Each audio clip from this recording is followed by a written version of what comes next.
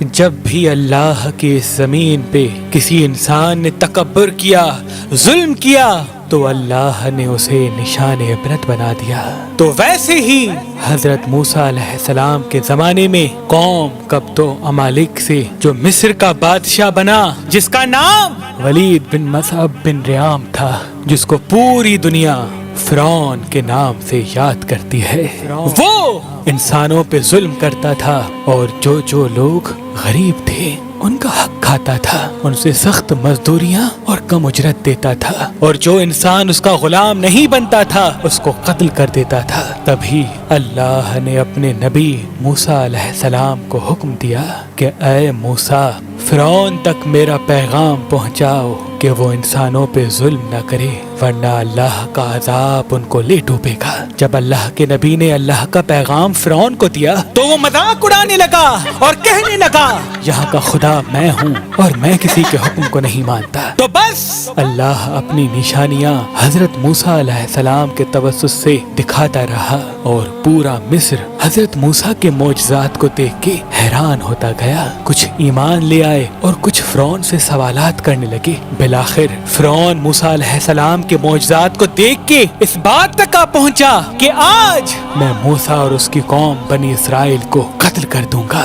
اللہ نے اپنے نبی موسیٰ علیہ السلام تک پیغام پہنچایا کہ اے موسیٰ، رات میں اپنی قوم کو لے کے اس شہر سے نکل جا۔ تو یوں حضرت موسیٰ علیہ السلام اپنی قوم بنی اسرائیل کو لے کے وہاں سے جانے لگے۔ اس بات کا علم جب فرعون کو ہوا تو وہ غضبناک ہو کے کہنے لگا کچھ بھی ہو جائے، موسیٰ اور اس کے ساتھیوں کو میں قتل کر کے ہی چھوڑوں گا۔ وہ اپنے جاہو جلال کے ساتھ بنی اسرائیل کو ڈھونڈنے لگا۔ بس آگے آگے اللہ کا نبی موسیٰ اپنی قوم کے ساتھ اور پیچھے پیچھے فرعون کا لشکر ان کو مارنے کے لیے آتا رہا۔ بالآخر بنی اسرائیل دریا تک پہنچے اور فرعون کا لشکر پیچھا کرتے کرتے ان کو دیکھنے لگا۔ جب بنی اسرائیل نے فرعون کے لشکر کو دیکھا تو حضرت موسیٰ سے کہنے لگے اے موسیٰ، تو نے ہمیں کہاں پھنسا دیا؟ اب پیچھے فرعون کا لشکر ہمیں مارنا چاہتا ہے اور آگے یہ دریا ہے۔ اللہ کے نبی حضرت موسیٰ علیہ السلام فرمانے لگے اے لوگو، گھبراؤ نہیں، اللہ ہمارے ساتھ ہے۔ یہ کبھی ہو ہی نہیں سکتا کہ فرعون اور اس کا لشکر ہمیں پکڑ لے۔ سب کہنے لگے اے موسیٰ، اب ہم آگے جائیں گے کیسے؟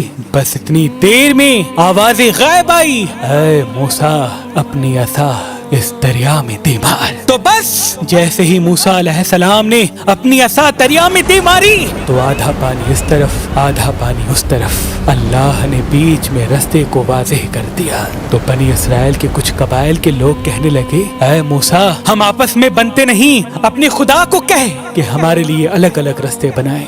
اللہ کے نبی موسیٰ علیہ السلام نے اس دریا میں 12 جگہوں پہ عصا ماری اور 12 الگ الگ رستے بنے، اور وہ 12 قبائل الگ الگ ہو کر دریائے نیل سے جانے لگے۔ جیسے ہی یہ منظر فرعون اور اس کے لشکر نے دیکھا تو وہ بھی ان رستوں پر حضرت موسیٰ اور اس کی قوم کے پیچھے آ گئے۔ جیسے ہی موسیٰ علیہ السلام بنی اسرائیل کے ساتھ دریا کے اس طرف پہنچے اور دریا کے بیچوں بیچ فرعون اور اس کا لشکر موجود تھا، تو اللہ نے پانی کو پھر سے حکم دیا اب ویسے ہو جا جیسے پہلے تھا۔ تو بس وہ پانی پھر سے مل گیا اور فرعون اور اس کا لشکر ڈوب کے مرنے لگا۔ یہ پورا منظر حضرت موسیٰ اور اس کی قوم دیکھ رہے تھے، اللہ کا شکر ادا کر رہے تھے، اور اتنی دیر میں فرعون چیخ کے کہنے لگا میں بھی موسیٰ اور ہارون کے اللہ کو تسلیم کرتا ہوں، میں بھی ایمان لاتا ہوں کہ موسیٰ کا اللہ بڑی قدرت والا ہے۔ اتنی دیر میں آواز غائب آتی ہے کہ اے فرعون، اب ایمان لاتا ہے جب تو دوزخ کی دہلیز تک پہنچا ہے۔ اے فرعون،